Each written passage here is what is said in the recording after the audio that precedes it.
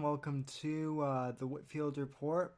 I am your host, Sam Whitfield, back from hiatus and broadcasting live here from South Florida. And I want to thank you all so very much for joining me tonight or wherever you are. I really appreciate it. Anyway, I just wanted to. I don't know how long this video is going to be, but or how long the stream is going to be rather. And I've also I didn't do any prep really for this episode. I just kind of hit the stream button and automatically started this. So let me just make sure that my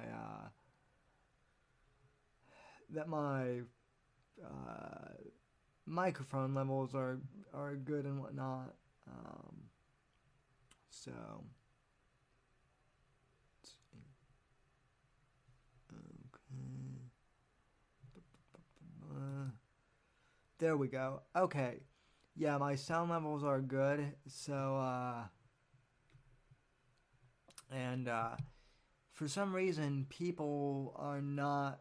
I know we already have a few viewers in here probably, but for whatever reason, they're that field is starting to populate now actually, but for some reason we didn't have any viewers. So if you're in here, well, I'll probably just go to the YouTube page. But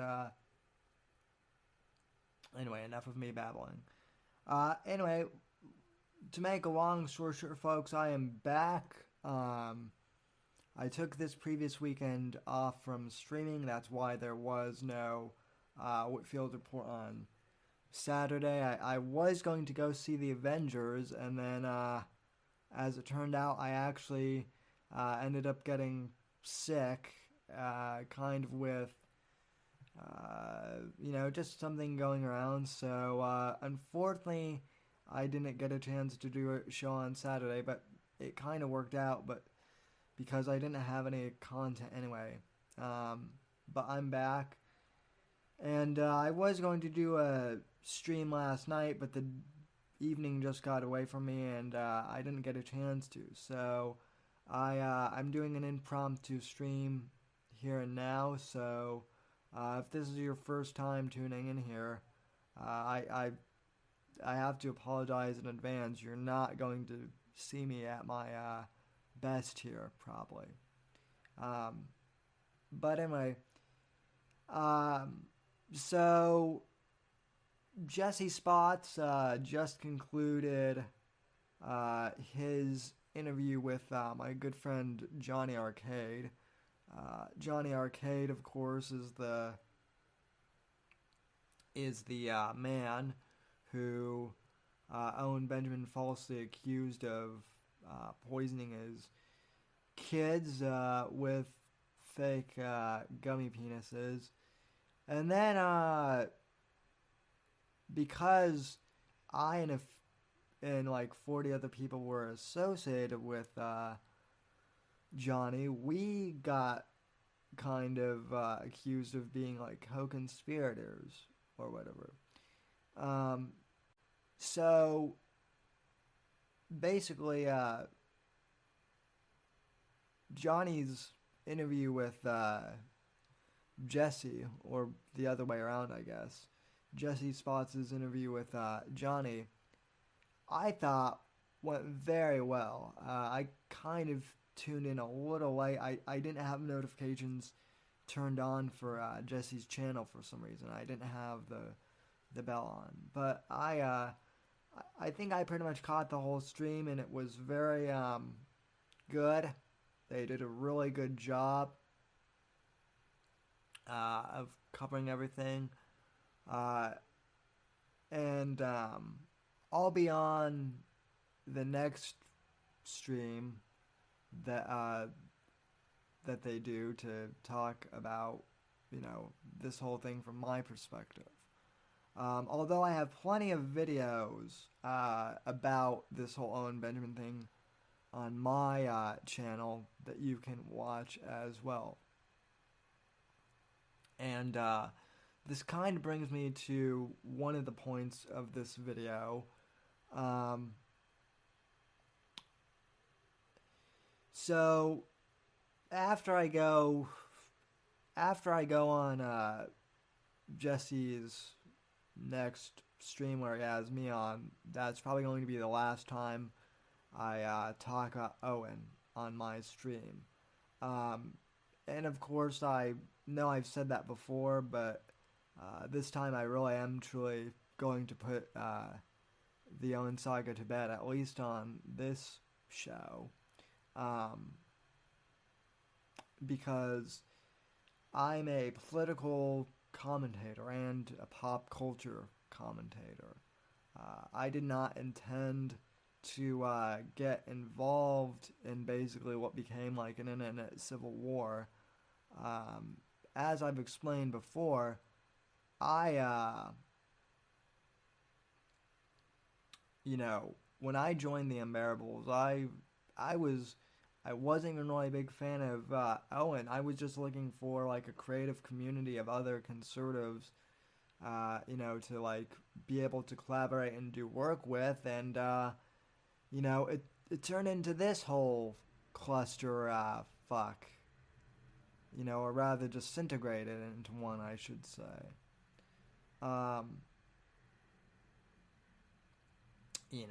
It so it is what it is, and like I said, I'm glad that Jesse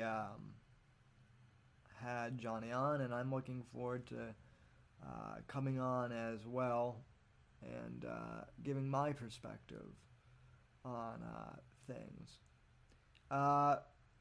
Meanwhile, though, there's been other stuff going on, and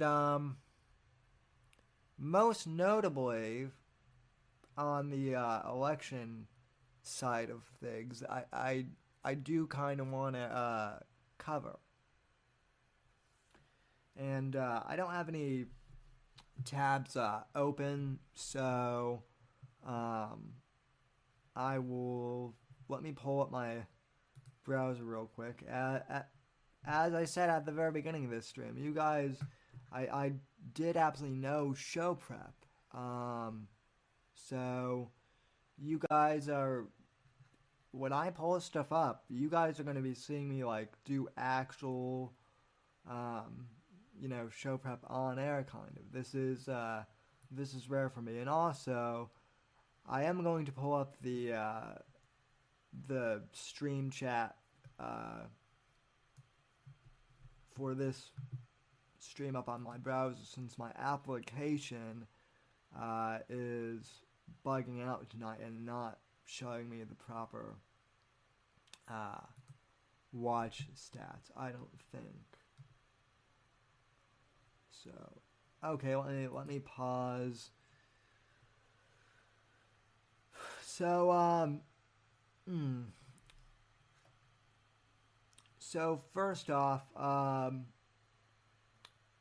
Laura Loomer and Alex Jones and Milo and Paul Joseph Watson got deplatformed completely from Facebook and from,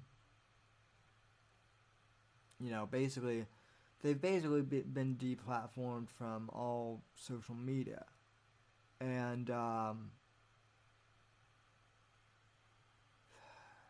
while I haven't always been a big fan of, Alex Jones, or, any of those types of conspiracy-oriented shows, although, it's funny, this whole thing with Alex kind of being, deplatformed and whatnot has kind of turned me into a fan of his, ironically. But I've been saying for years now that Facebook and Twitter and Instagram. They all have too much power, and I'm not a big fan of the idea of regulation because I generally believe that anything that the government does is bureaucratic, and if the government, on the one hand, if the government starts to kind of regulate the social media sites, I do get the argument that they're going to be regulating, free speech. On the other hand, whether you like or not, social media is the new town square, so to speak, and I don't like the idea of big corporations like Facebook and Twitter, or take your pick, being able to regulate what people say and do on their platforms. And I understand the whole argument about quote unquote hate speech and whatnot, but the best antidote to quote unquote hate speech is not censorship. More or less, it's actually more speech to combat against hate speech and whatnot. That's why I'm not a big fan of Richard Spencer or the alt-right, but as long as they're not threatening people or doxing people, they should be allowed to have a platform. And obviously, I've had podcasts before, and I've written columns denouncing them, and that's my right. So creating dialogues seems to be the best antidote to that. Now, Owen's a little bit different in my opinion, since, as I mentioned, he did dox Johnny Arcade, and he did kind of, if not directly incite, at least inspire some of the bears to potentially harass and even possibly commit violence among the ex-bears and among the DZ. So Owen is a little bit of a different case, but even with that, he shouldn't necessarily be deplatformed for his views either. And the reason I bring up the whole free speech issue, ladies and gentlemen, is this is going to be a major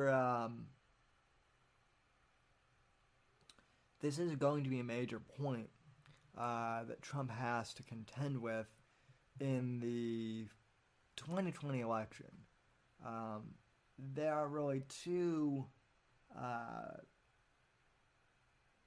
in my opinion, there are two things that Trump is really going to kind of have to answer for in 2020, whether I like it or not. The first being this whole free speech censorship issue with the big social networks.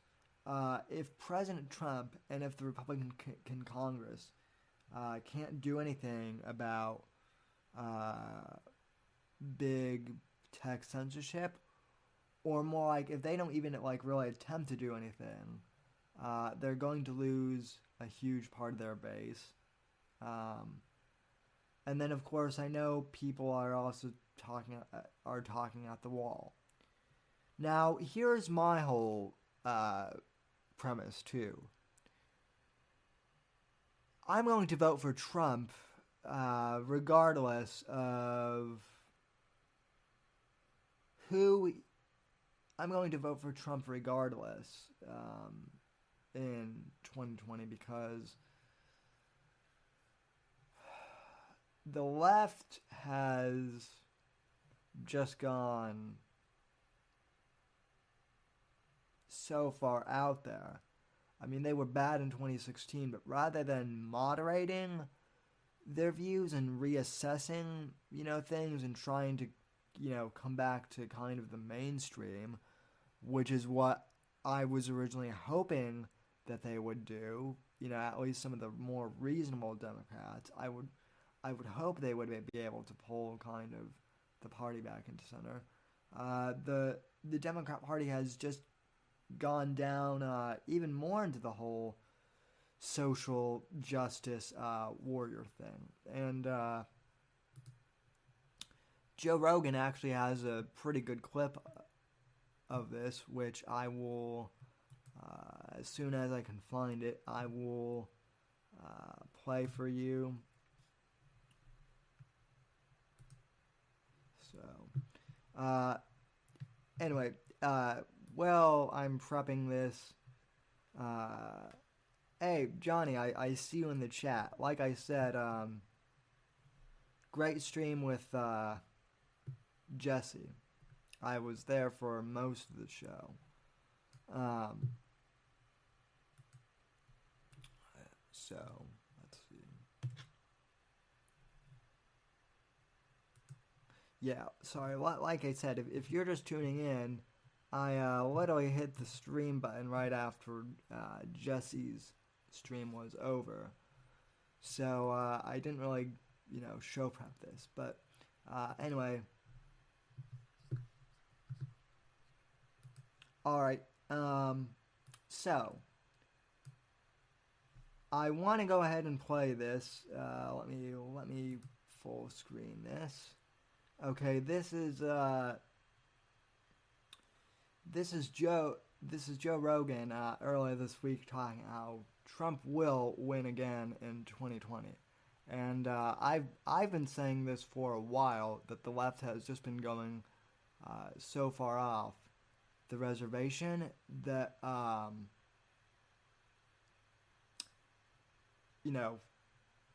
Trump is definitely going to win again if the left keeps up their clown world antics. And hey, Nightwave Radio, thanks for tuning in, man. Shout out to Mersh. Check out Nightwave Radio, 10 p.m. every night. So anyway, but yeah. So Joe made a really good point about how the left is just going bonkers, and Trump is already set to win.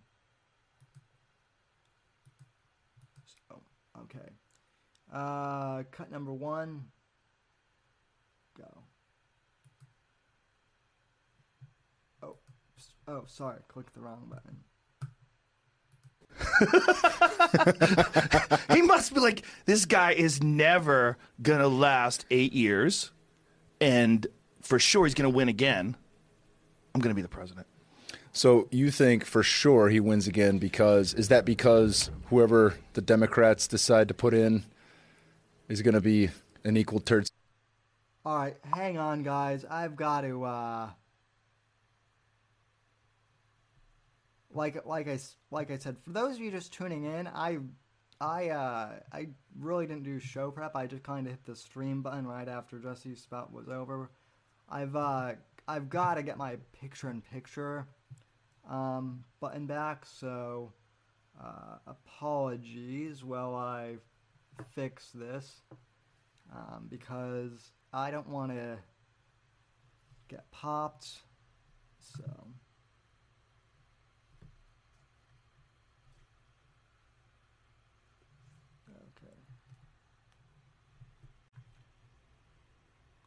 So, oh, yeah. Thanks, Mersh, for tweeting the link out. So, let's see. Okay. Oh, show picture-in-picture. Okay, yeah. Show picture-in-picture was not popping up.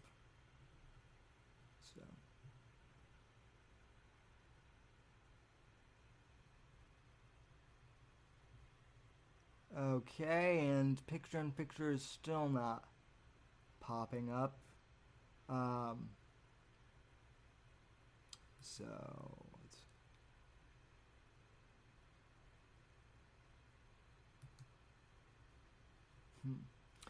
That's odd. Maybe it's because I'm sharing my screen, although it should still pop up.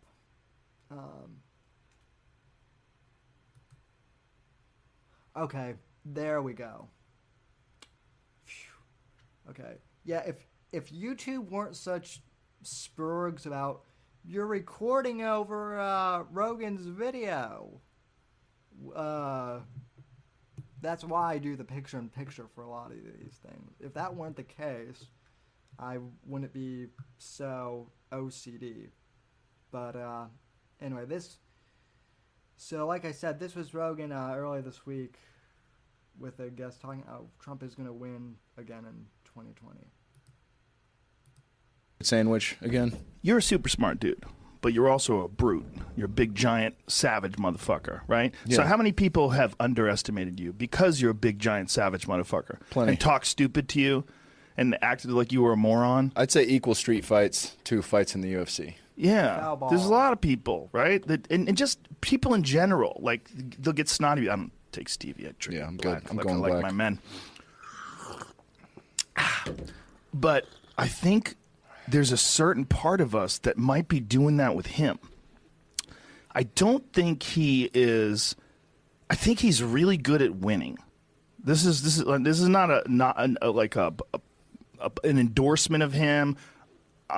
No caveats necessary. Yeah, I'm horrified by this immigration policy of separating children from their parents. Okay, again, Joe, and again, people, this was not Trump's policy. He was not the one that started this. This was, way before Trump. So, yeah, I mean, I do get complaints that I do get the fact that Joe's not really read up on stuff like this. Anyway. I think that's subhuman. His wife came out and said that was bullshit, right? Yeah, his wife's an immigrant, bro. His wife barely speaks English. It's chaos, right? It's crazy. I hate all that stuff. These are just families. They're just people who love each other. You got to keep them together. If they break the law, you keep them together. Get them out of here if you want. I mean, if you want to send them back to wherever they came from, if you're hell-bent on that. But taking them from their kids is subhuman. I mean, it's beyond. It's not us. It's not what we're doing in 2018. All that aside, he's probably going to fucking win again, man. I think he's probably going to win again. I think he gets in these confrontations with people, and they think he's a dolt. And I don't think he's a dolt. I think there's no way he could be as successful as he's been. I know he's had ups and downs and shit like that, but like, what he... Just the way he was able to dismantle all those guys in those Republican debates. They didn't know what he tore them the fuck tore apart. them apart. Tore them apart. They had no business. They had no business doing that with him. They just were too emotionally tied up in his responses. There was so much negativity and energy. It was like, there's all this anxiety. Like a fight where a guy's in full panic. You know, you've seen like street fights especially. Guys just... I love how all of Joe's references are to UFC stuff, and I mean I get that's his thing, but he just cannot find another analogy, dude. I like your podcast, but seriously, find another analogy other than the UFC. So,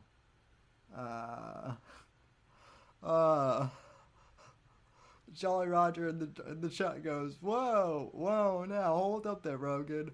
I wouldn't exactly call them people.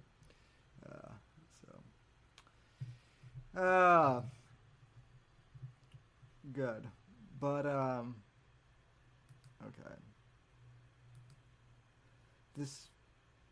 This clip is way longer than I remember. I think maybe this was a different one. Let's see.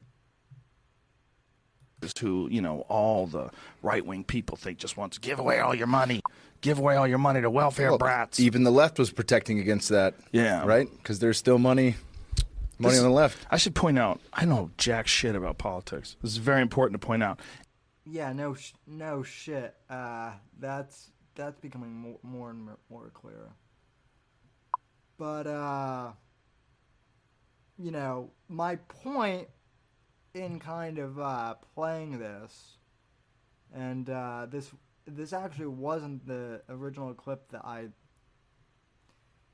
thought this was. This is just kind of. I thought there was a different clip of Rogan talking about this. There was a more recent clip, and I might try and find this.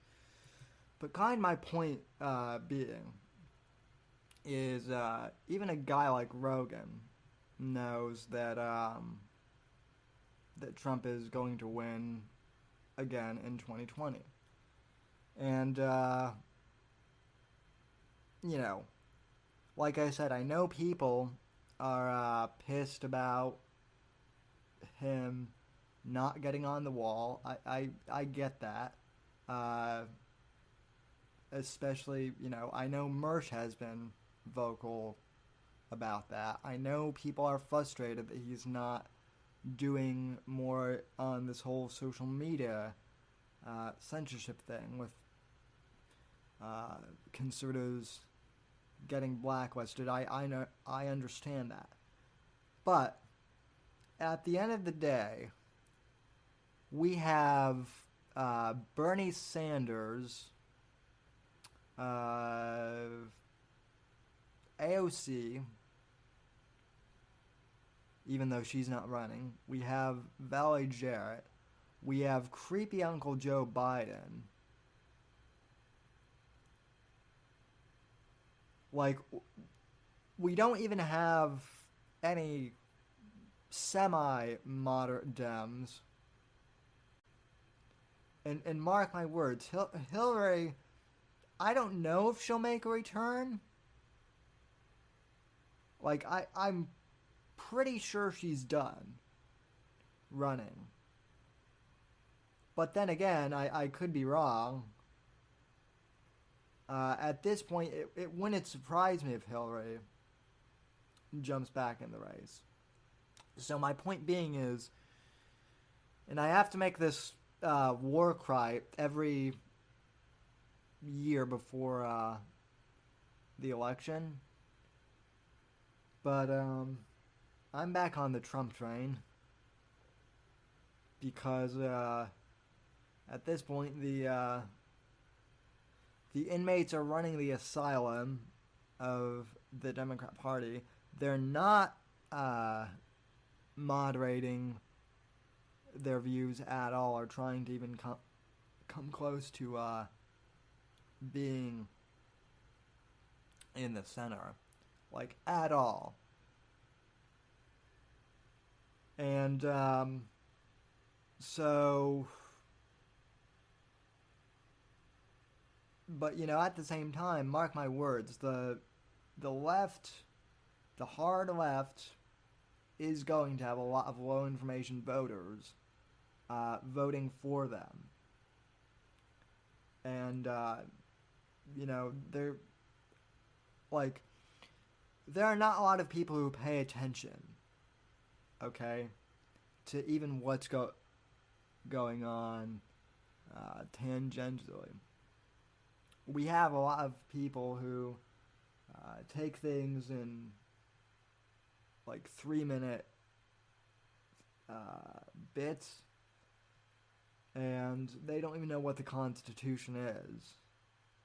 And part of that is the fault of our education system, which is a whole nother topic I'll get into at some point. But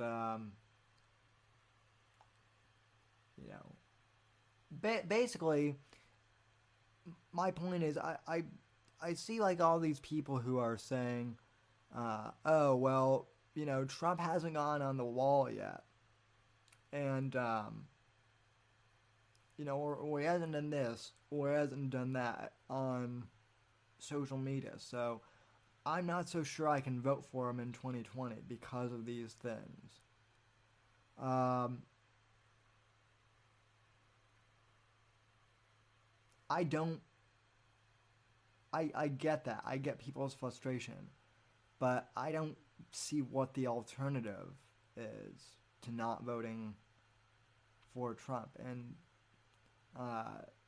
for the most part, I think he's done well as president.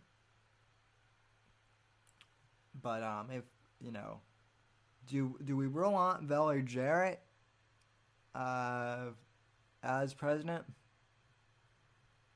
Do we really want Bernie Sanders as president? Because if you think things are only kind of so now, things will go down the toilet under one of those morons just as fast.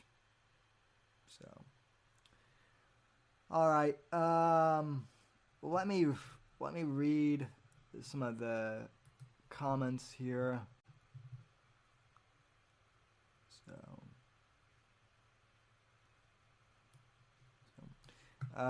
Let's see. Oh, Morgan is here. Also, I've noticed that like someone keeps hitting the downvote button and then hitting the up vote button immediately afterwards, which is hilarious. Yeah, like just then. So anyway, Rogan has to know it's not Trump's policy.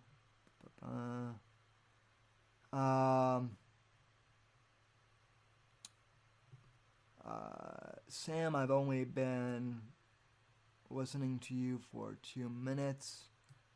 Well, welcome. Let's see.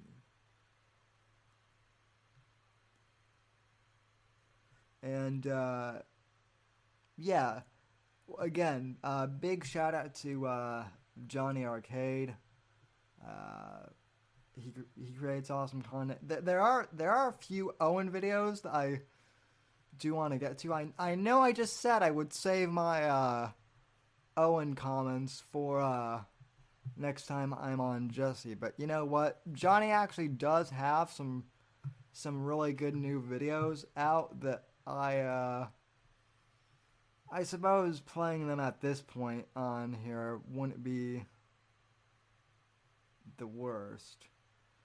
But yeah, I did kind of want to respond to some people who have been commenting on my social media things saying that Trump isn't going to win again. And my point is, like, even a guy like Rogan, it seems, is pretty sure that Trump is going to win in 2020. Also, much to the chagrin of my colleague Joshua Johnson, sorry, Josh, I have to say that I did look into Tulsi Gabbard, and well, she's saner than a lot of other people who would be facing off. I'm sorry, she's not my gal. Although she is good looking, I will say that. And even she's too conservative for the left, so she's not going to make it in. So Locomotive Breath says they're going to win a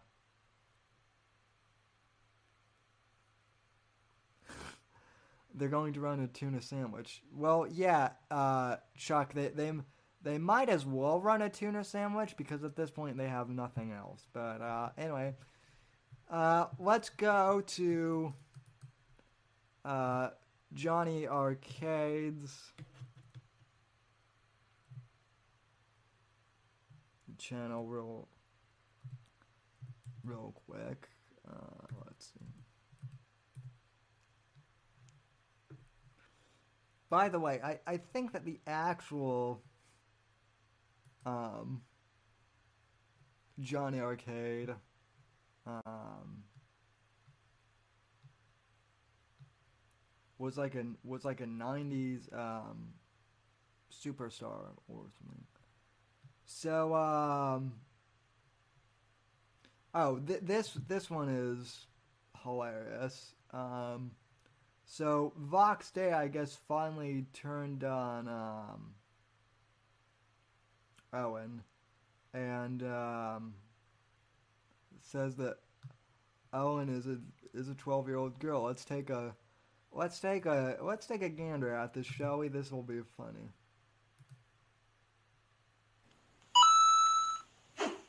I was Owen's daddy till he called me a toe. He'll turn on you too. I don't get caught up in this drama and people turning on people and so forth. So, you can save your warnings.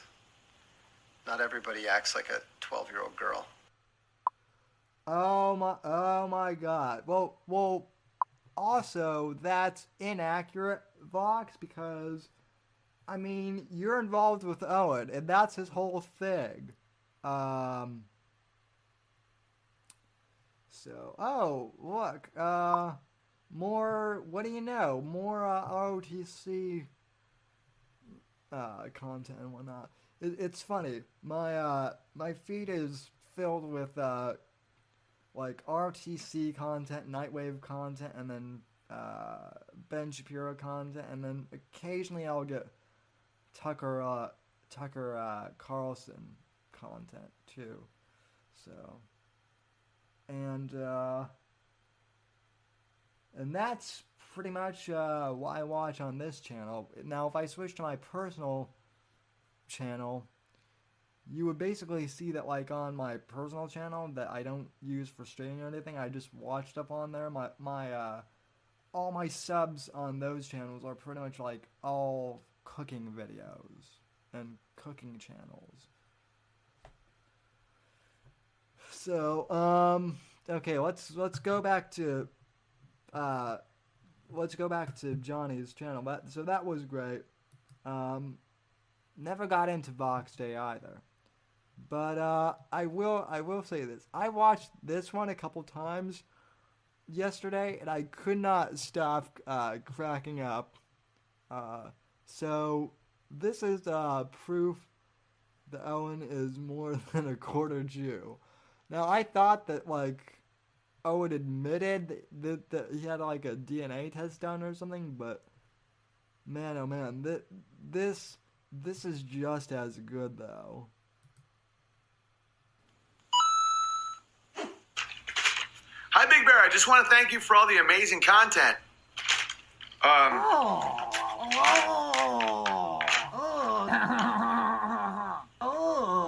It's funny. I wonder if someone's...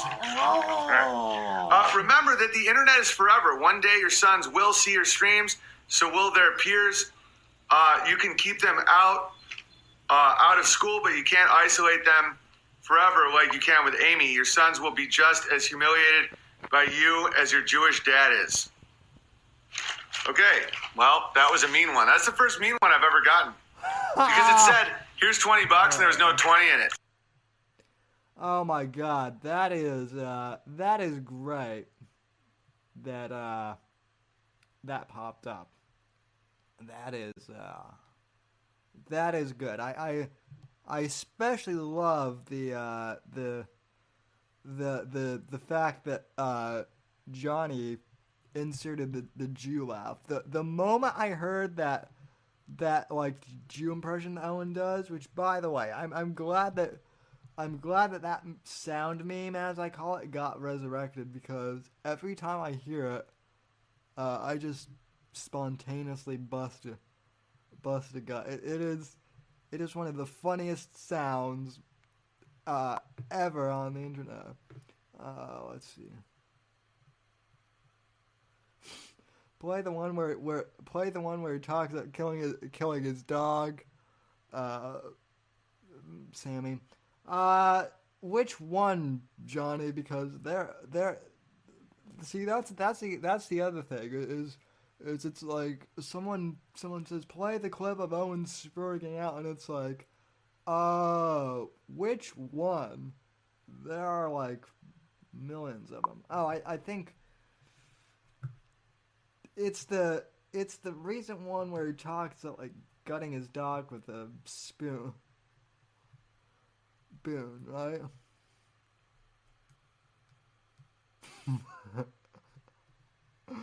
uh,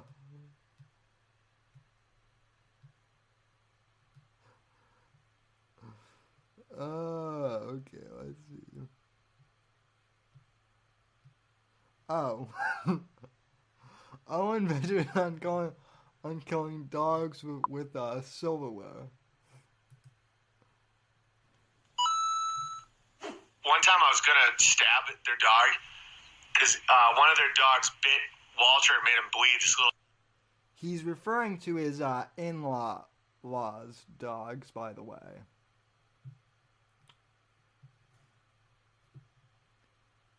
Yeah, he's referring. For those of you who don't know, he's referring to his to Amy's parents' dog. Little chihuahua piece of shit. And I was like, okay, I do have to agree with them. I don't really like chihuahuas, but still, that's like it's one thing to not like small dogs, and like I'm not really a big fan of small dogs, but to call them a piece of like, yeesh, man, that's too much, man. That's too much. I was like, if that happens again, I told them they ended up putting down the dog. But I didn't insist them to put down the dog. I was just like, if that happens again, I will take a steak knife and cut his head off in front of everybody if he makes my son bleed. And that's coming from a guy with 4 dogs. I would gut any of my dogs with a spoon if to help my kid. Just if my kid was bummed out. Okay, he would gut a dog with a spoon if his kid was bummed out. Okay, like his oldest son is 4. What I think like Walter's 4. And like I don't have kids. I have like younger siblings, but I do know that with like toddlers and whatnot, and with like really young kids, like 1 minute they can be like really happy and like just carefree, and then the next moment they can be like completely bummed out. So if Owen is saying that he wants to kill his dog just because his son is bummed out, someone call PETA, because that's dangerous. Second off, Owen, what is this, like prison? You don't gut a dog with a spoon, or if you do, it must be like a pretty damn sharp spoon. Let's see. Yeah.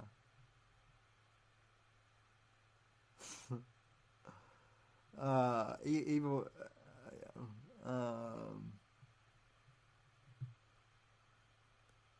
Yeah. Yeah. Dad, I'm mad at the moon and the dog. I mean, again, let me say this. I do feel bad for his kids. I genuinely do, because one day they are going to, like when they're okay. I'm trying to estimate their what age they'll be. They'll probably be like 10 or 11 at the latest. At the latest. And I guarantee you that, like, even if they do homeschool their kids, they'll probably have like, friends like out. They'll meet other kids, and like even when I was a kid, like in the early to mid 2000s, like even back then when all this social media stuff was just coming out, like kids were vicious then, and they're even more vicious now with like social media and whatnot. I guarantee you that even if Owen or Amy tries to hide all of Owen's crazy antics online from Walter and the other son, I I mean it's yeah. I mean there's no hiding stuff on the internet. They're gonna find out about this, probably from their friends, and they're they're probably going to be like even more embarrassed. Like when you're a teenager, your parents already kind of embarrass you because like they're your parents and they're square and they're old and whatnot in your mind. In your parent. So when you're a teenager, your parents kind of already can be embarrassing to you just because like that's how the whole teenage parent thing is. Add Owen's stuff. Add all of Owen's stuff on to that, and yeesh, that is oh my! I can just picture I can just picture all the arguments. Dad, Dad, why, Dad? Why would you do all this stuff? You're so embarrassing. Like I like Owen's. If you think Owen's spurg outs are bad, his kids are going to spurg out on him 10 times worse. And that's what we call karma, ladies and gentlemen. It's gonna be bad. It's so.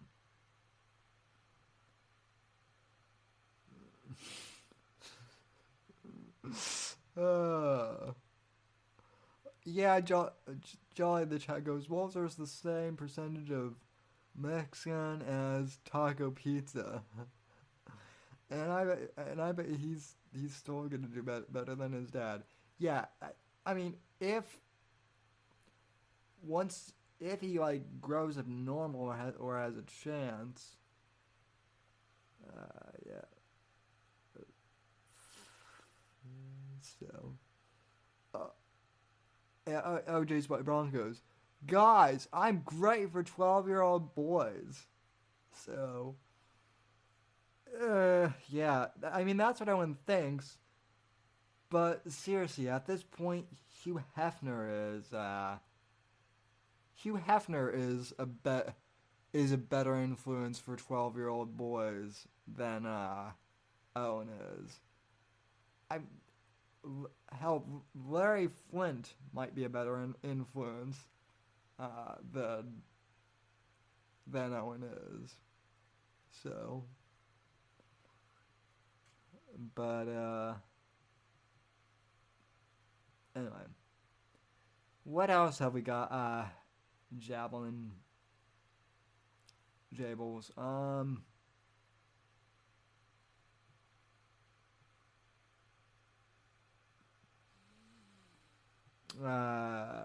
Let's see. Oh,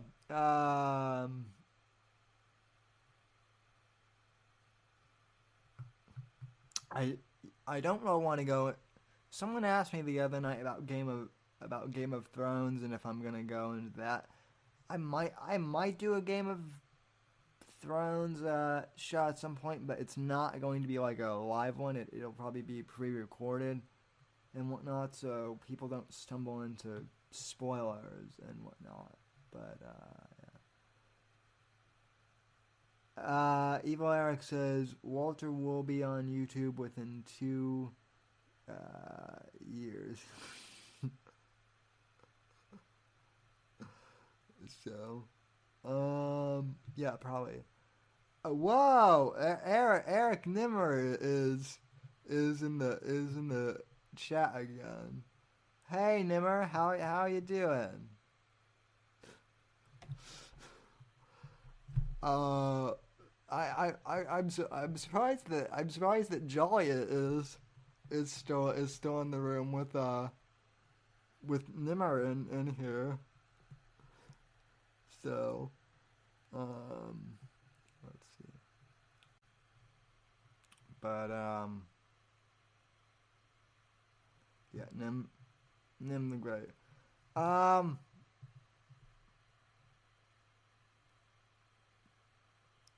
So let's see.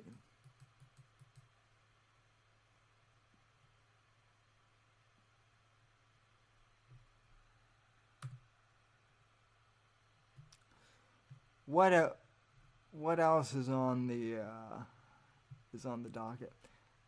Oh, I did want to I don't really have much else on the docket for tonight's stream. Other than I did want to respond to a couple comments on, not directly on Facebook, but I do want to address something that's been bothering me with the podcast community, just in general. And that is this whole thing of amateur podcasters think that they're going to be the next Joe Rogan or whatnot. Okay, so forgive me if I get a little ranty here, but this has been bugging the hell out of me for the past couple weeks, and I've tried not to say anything, but it annoys the hell out of me, so I'm just going to address it head on. So, I'm in a couple of groups on both Reddit and Facebook that are related to podcasts and podcasters. Most notably the Anchor community. Anchor is the platform at which I use to upload the audio version of the podcast. And as I've explained before, Anchor is kind of like the YouTube of podcasting, in the sense that like pretty much anyone can host a show, and it's free, which is great for people like me because I don't have to pay for podcast hosting. That's really nice. And Anchor, full disclosure, Anchor is actually a sponsor of the Whitfield Report on the audio podcast. So, I am disclosing that. But that's not the only reason why I'm talking about them. So there are all these new podcasters that join the community, which, is fine. I get that. Everyone's got to start out somewhere. But the one thing that annoys the hell out of me, without fail, is when people start going off on this. I've only had my podcast for like 4 months. I'm not growing an audience fast enough. What's wrong? It's so frustrating. Anchor sucks, and this sucks, and I don't understand why I can't get my content off the ground. And like, they're not really even asking for advice; they're just bitching and moaning.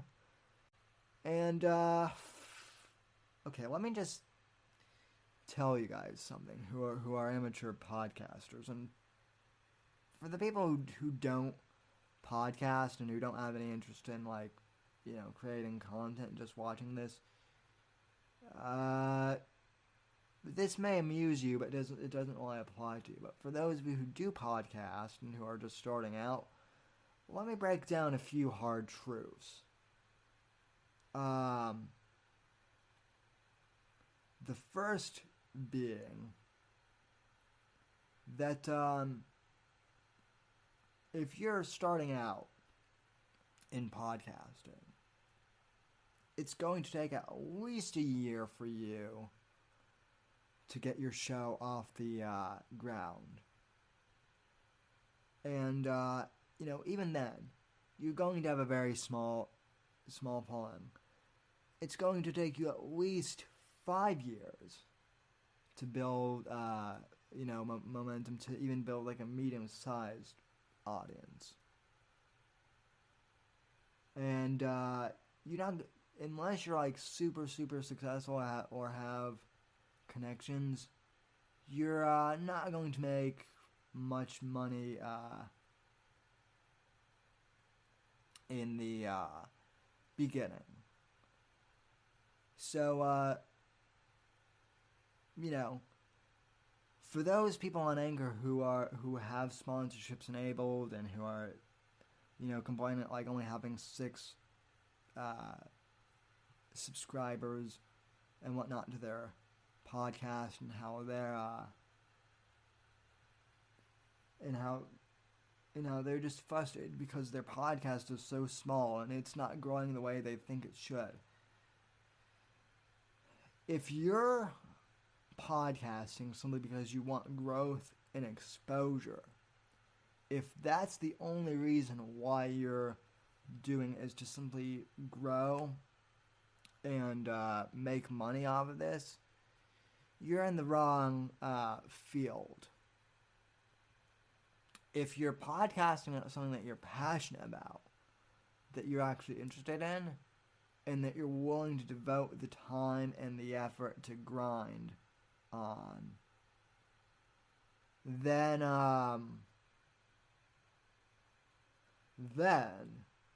you'll actually build an audience. Which brings me back to the chat.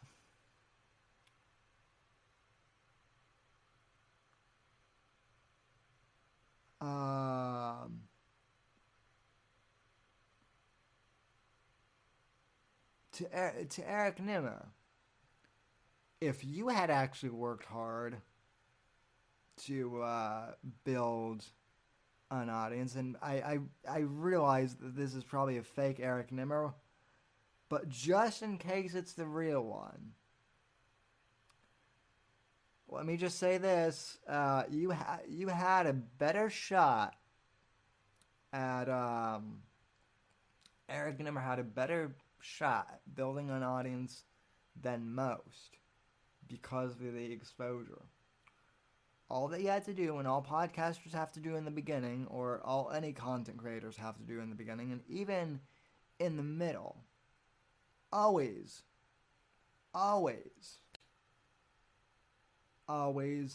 stay humble and stay respectful of those who are trying to help your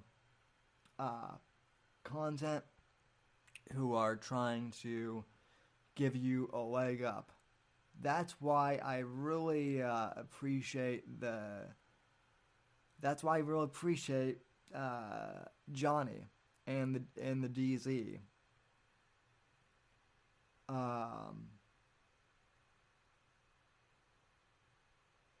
And the ROTC crew. Let me tell you something too. If you're a content creator, there are times when you're going to encounter setbacks.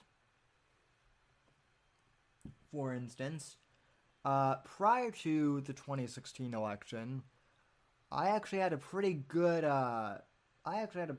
big audience. I was part of a pretty successful podcast network, and I was part of a very prominent college Republican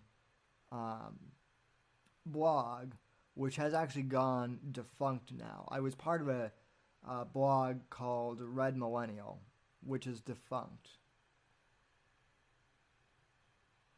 As soon as I came out for Trump, it really wasn't even when I came out for Trump.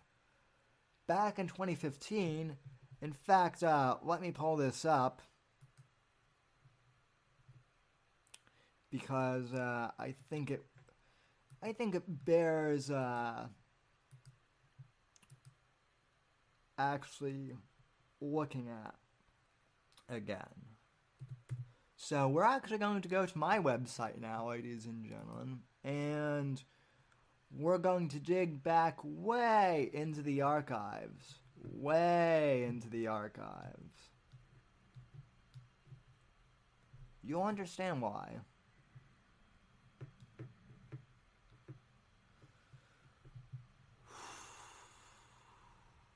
Yes, you will understand why.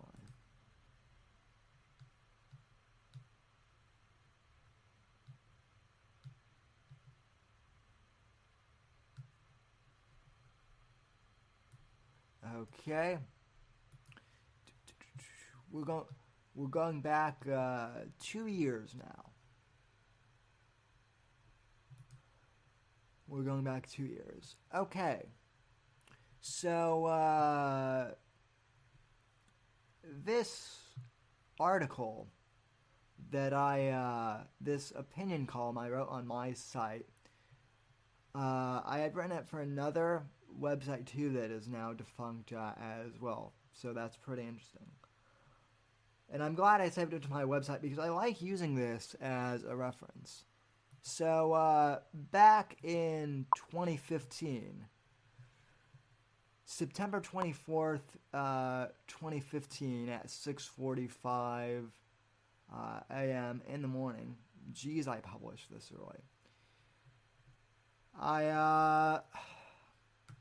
I wrote the following column. Division among conservatives continues to harm us in the game of political chess. We could learn a thing or two from the left about winning elections. So I won't read this whole thing, but essentially I said that even back in 2016, that although I wasn't a fan of Trump, although he wasn't my first choice, I would vote for him because I already knew that Hillary was going to win the Democrat nominee. And I said, whoever wins the Republican nominee, whether it be Jeb or whether it be Trump, we need to back fully. And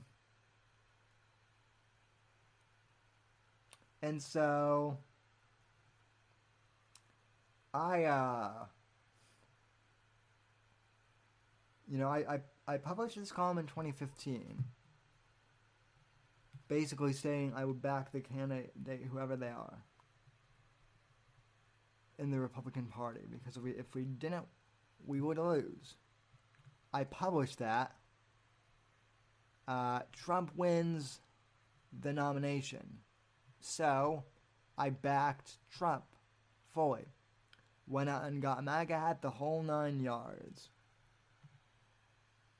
The publication, a few of the publications that I was writing for at the time, went never Trump. So I was dismissed from them. Fortunately, they didn't pay me. But still, I got dismissed from, at the time, some pretty big platforms. Just for siding with Trump against the never Trump retards. So I had to rebuild. I kind of had to rebuild an audience from scratch. So so after 2016, I kind of built up a small audience with American Watchmen. But then I was looking for more. So as I've explained before, I found Owen through Rogan, joined the Unbearables, grew a pretty decent sized audience for the Whitfield Report there, got the started the Whitfield Report channel up there, started using it more and more, got up to 87 subscribers, was almost about to break 100, and then that was when the whole unbearable civil war broke out. Now, one thing I want to point out, the DZ was willing to help me build my content. Johnny in the DZ, Johnny Arcade in the DZ was really good in the early days, and still are really good at helping build up my channel, build Chuck's channel, and build some of the other DZ channels. Nerai, too, has always been a great supporter of the Whitfield Report and has really helped me out too. So those two cats have always been really helpful. The rest of the bears were always more focused on Owen and whatnot, and simply building his platform, which I get. Some of them were monetarily devoted, or monetarily incentivized, I should say. So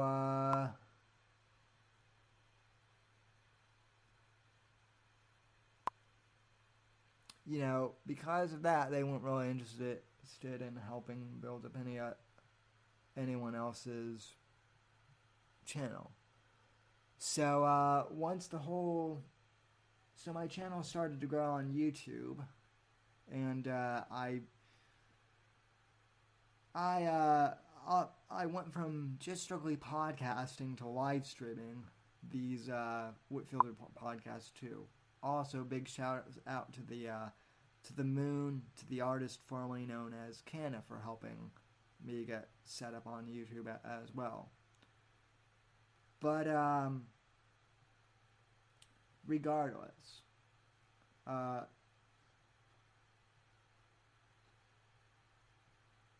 the DZ really helped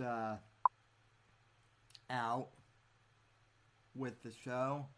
They've always been good. So has ROTC when it comes to helping promote my channel.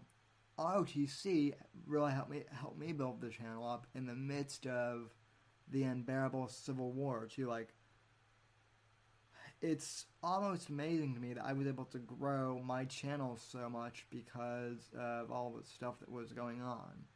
I wasn't expecting the channel to grow so much, but it has, and also Jesse Spots has now plugged my channel. So, because of all that, and, just because they're all really good guys, I'm not going to shit in the mouth of I'm not going to shit in the hand of the people that are trying to help me. Unlike Owen, right? Owen, I understand disagreeing with Joe Rogan. I understand disagreeing with Ben Shapiro. But, You know, when I interviewed Ben Shapiro when I was in high school, that was real when I knew I was going to start making it. But,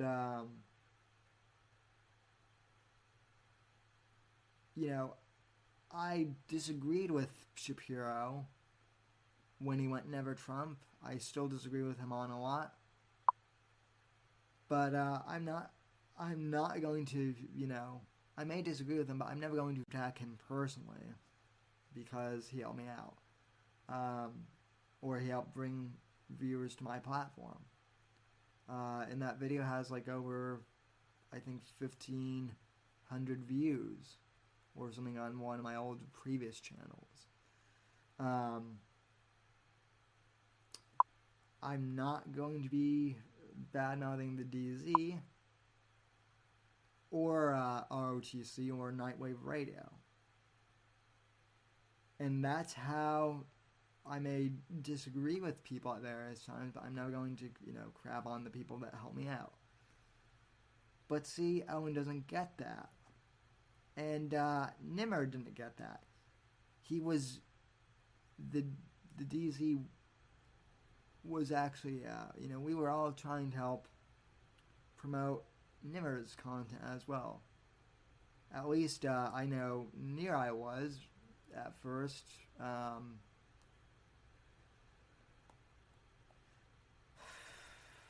And, you know, Nimmer, if you hadn't gone harassing lady bears and just being a general dick, this might all turn out way different.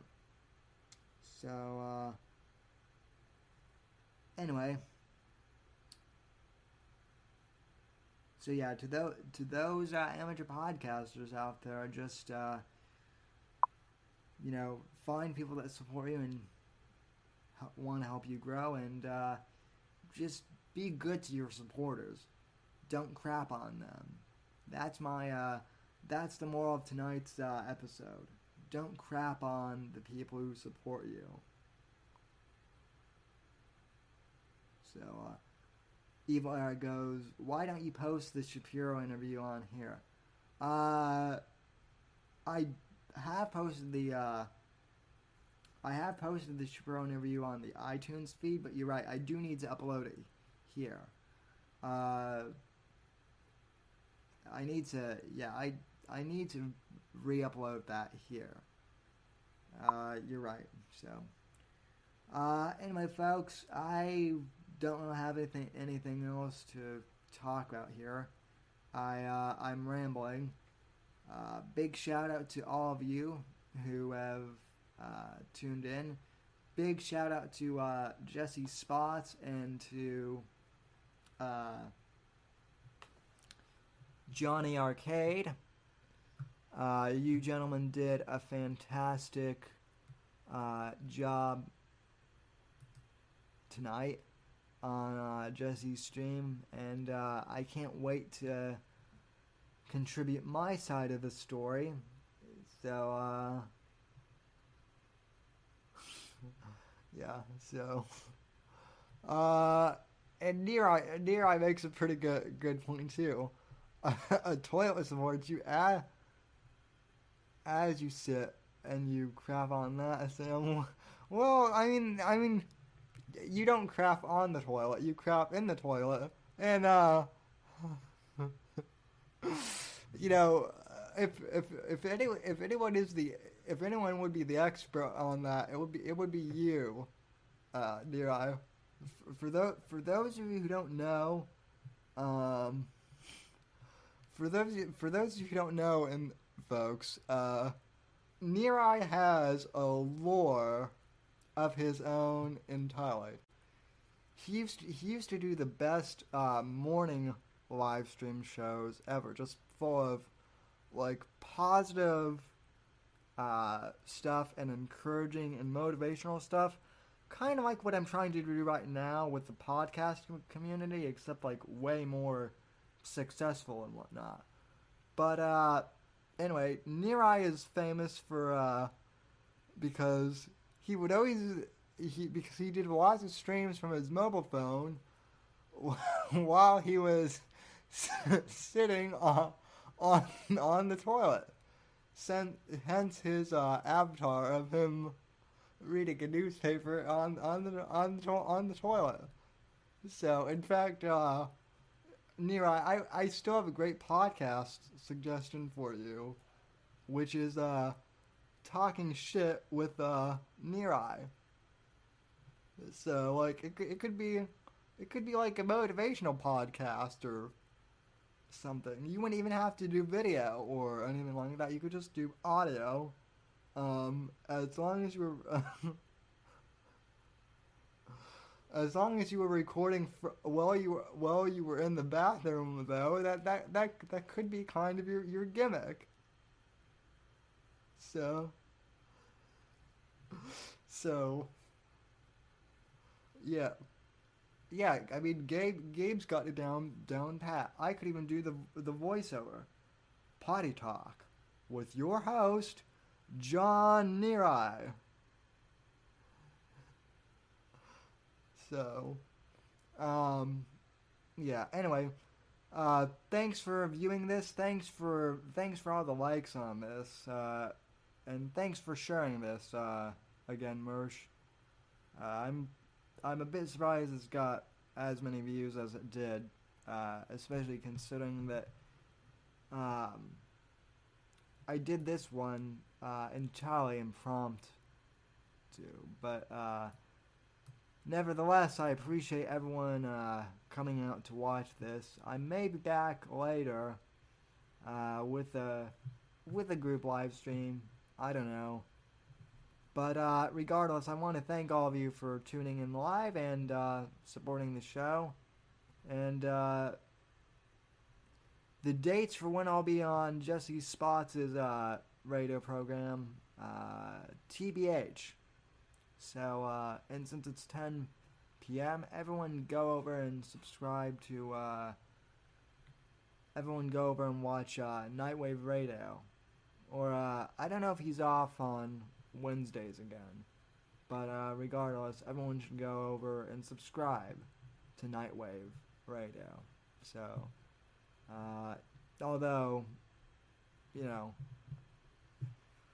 he doesn't really need me to plug him since his channel is way bigger, but I'll do it anyway. So, anyway, from all of us here at NGC1, me and my imaginary producer, good night, God bless, and as my friend Neri would say, God, freedom, legacy, in that order.